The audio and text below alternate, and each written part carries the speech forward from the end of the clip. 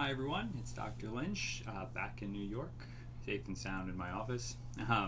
And I'm just sending this quick video in response to the last round of class notes that came through, and also with an awareness that you're working on your next meaning making maps also.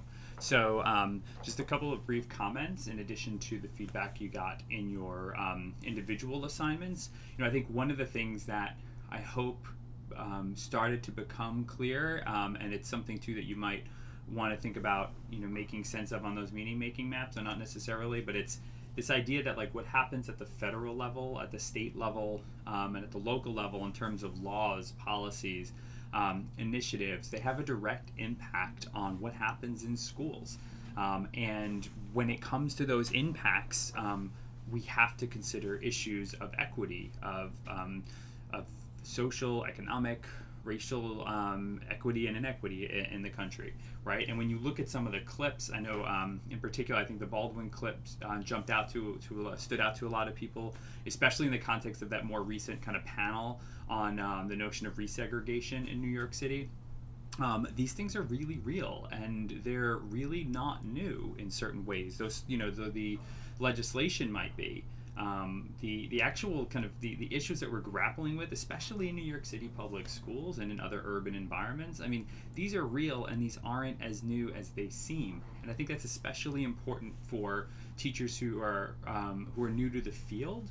I mean, I think it's important for everyone, but certainly for teachers who are new to the field to realize that, what you're experiencing in your school and at this moment in education is a moment. And it's a moment that's at least 100 and some odd years old, and it wasn't always the way that you're experiencing. What it means to teach and to learn in a New York City public school, for instance, wasn't always what you're experiencing and what your students are experiencing right now. And so we have to ask ourselves, like, why is the way education looks and feels like, why is it the way it is right now? What are the motives behind it? What's the legislation behind it? What else could it have been? What else could it be? What else do I want it to be? These are the questions that when we situate our work in terms of history, culture of education, some of the research, and also the policy and politics, like these are the new kinds of questions that emerge. And hopefully what starts to happen over time, and I really hope that this is the case for many of you, is that you start to realize that you're not an individual teacher in an individual classroom facing individual, unique kind of issues and problems and questions. In fact, the work that you do is part of this grander, complex narrative. And maybe that gives you just a little different kind of perspective. Maybe it gives you a little more hope when you need it, and a little more energy when you need it. We'll see. All right.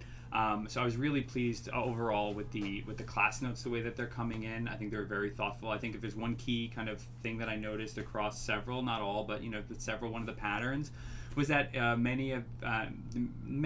several students, when they were writing their summaries, actually weren't writing summaries. They were like getting into commentary. Like the summary should be, it shouldn't be a one really vague one sentence that means almost nothing, which means that you might have skimmed the reading and you're just trying to coast through it. It should be a kind of, an almost like an outline of brief but specific outline of this is what was discussed, and here's a little bit of specificity in some really key areas. And it shouldn't get into your commentary on it. It shouldn't get into, I think that it was or the feeling was and you kind of go off into la la land. It's not that. Not for the summary. And then when you're putting your quotes in, you should be putting those quotes. They should be specific too. If you're watching a video, then you should be quoting perhaps what someone is saying in the video, right? You shouldn't just be describing it necessarily. It's stronger to have a quote. And you should be doing that with the meaning making maps in mind. Regarding the meaning making maps, I'm going to post the link again in the email that this video comes out in, the notification comes out in, but I shared with the class a couple weeks ago an overview commentary of strong meaning making maps. If you haven't taken the time to watch it, you're off this week. you really should do that, because I am very specific, and it's very helpful that many of your colleagues kind of identified what, they kind of figured out how to convey, how to meet the requirements of the assignment in some creative ways. If you haven't watched that video, seriously, just stop what you're doing now. Press pause right here, right now. Press it. I'll press it for you. I can't. They haven't quite done that yet, but press pause and watch the video, okay? And I think you'll be glad that you did. All right. Great to see you again this way. I'm going to be posting the final videos for the last two modules later today. And then you're in kind of the home stretch for the course once you are through this round of this meaning making map. So I'm looking forward to seeing what you come up with, and I'll see you online.